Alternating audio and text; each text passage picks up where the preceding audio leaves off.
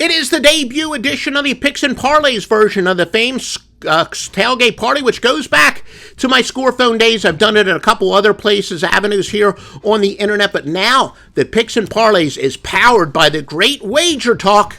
This will hopefully be the biggest audience I've had since my score phone days. If you want this each and every day, please give me a like. You can wait to see what information I give you for those of you who are not familiar with this, but maybe at the end, give me a like if you want even more information like this on a more regular basis, and I would even consider doing Saturday and Sundays during football, an early edition and a late edition. What I'm going to do is give you gambling news and notes. This is for week 3 of the NFL preseason. We're going to put together one for week 0 of college football really soon, but this is for week 3 of the preseason. I'm going to give you news and notes and tangible information, motivational stuff, weather, line moves, who the public is betting, and even more. And make sure you visit me at pnp.buzz/JD for free picks each and every day. We got some guys battling for position at backup quarterbacks. A lot of people love backup quarterback battles, and we got plenty of it here. Let's start out with the Steelers and the Bills. Josh Allen officially not playing for Buffalo. This is not really a surprise, but remember, this is only year 2, I think, where there's only 3 preseason games. There used to be 4, and it used to be week 3 was always the dress rehearsal, and now the week 4 has been eliminated, but it's a bye week.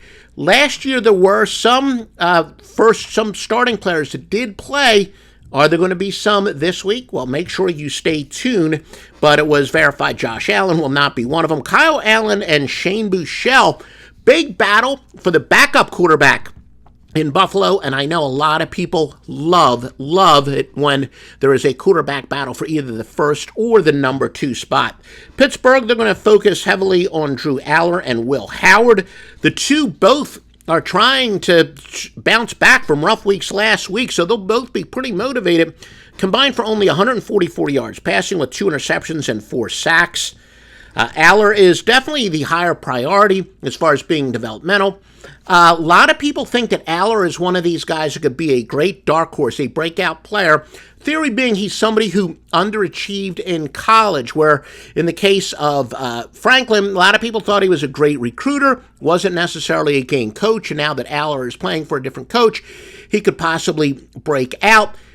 I've been doing this for 38 years as a professional handicapper. I found out that guys that underachieved in college do not usually have breakout NFL careers or do it in the preseason. I like to call it the Ron Pallas theory. That's one of the things that over the years I kind of name my little theories and models, but I don't really expect Aller to be a breakout, but there are some people whose opinions I respect who think that Aller could be a great dark horse. Aaron Rodgers isn't going to play. There is some word, though, that Pittsburgh might give Mason Rudolph a little bit of playing time. And if you've been getting my premium picks over the years, including now at Picks and Parlays, pnp.buzz/JD, you know that for the most part, I like young, hungry quarterbacks. The fact that Mason Rudolph is only expected to get a little bit of playing time is actually good. I don't like guys with a bunch of experience battling for backup positions, and that's based on a lot of experience. How about the Patriots and the Browns? The Cleveland quarterback controversy or battle for number 1 has been eliminated. Neither Deshaun Watson nor Shedeur Sanders will play, so it's kind of a battle for the third, a clash for the third. Dylan Gabriel and, of course, rookie Taylon Green. Gabriel's been around for a while and got a lot of play in college, but it does look like that Gabriel will be getting another opportunity. New England, though, is going to be protecting all of their starters, as most teams will. Tommy DeVito, he and his chicken cutlets, he's going to get some repetitions to see if he can establish himself as a solid backup quarterback again. I know a lot of you love guys who are former starters who are going to get playing time in the preseason. So if that's what you like, you definitely want to do it when it comes to Tommy Cutlets. Mike Vrabel, insert your own jokes. He's discussed New England's depth concerns, so a lot of guys fighting for some backup positions here. They need to step up. But as a handicapping thing, should we listen to his message? He doesn't really like his backups, and backups are very important when it comes to the preseason. The 49ers and the Raiders, San Fran is expected to be one of the most reserve-heavy teams in Week 3. Kyle Shanahan said few starters, if any, are likely to play. 49ers are going to be very cautious. Las Vegas, definitely the quarterback is going to be deeper in the roster. A guy by the name of Fernando Mendoza, you may have heard of him. He's going to get some additional work here. He was 8 for 15 last week, only 86 yards. Aiden O'Connell, another one of these guys who looks like he's going to be a journeyman NFLer, is battling for some roster spots or even to earn a roster spot elsewhere. Rams and the Chargers, Sean McVay continues to protect the starters. Quarterback competition here is going to be Ty Simpson and Stetson Bennett the fourth. Bennett's one of these guys, if he can ever get his act together, I think he is a legitimate NFL quarterback, but I think he's got some off-the-field problems, so they're battling for a number 2 spot. Justin Ebert is expected to receive a brief appearance, and DJU and Trey Lance, another veteran, Trey Lance, will be in clashing for that backup position. The Commanders and the Ravens, Washington expected to go with Sam Hartman, and, I don't even like pronouncing the guy's name, but Kalakamanis as the backup quarterback. He is especially interesting because he is a rookie, and he is going to be given a chance to shine in this game. And, of course, no, there won't be. Lamar Jackson is not going to be playing. The Falcons and the Dolphins. This is certainly one of the more interesting games. Atlanta is treating the finale much like a dress rehearsal. Reports are they're going to play some starters, and of course, Michael Penix just came back from an injury. He needs work. He does need work, and I think that's one of the reasons. Full 11-on-11 work. They might be a little cautious with that, but he needs some work heading into the regular season. So if one team is going to play their starters for an extended period, especially on offense, it could be the Atlanta Falcons. Tagliavola, though, will start.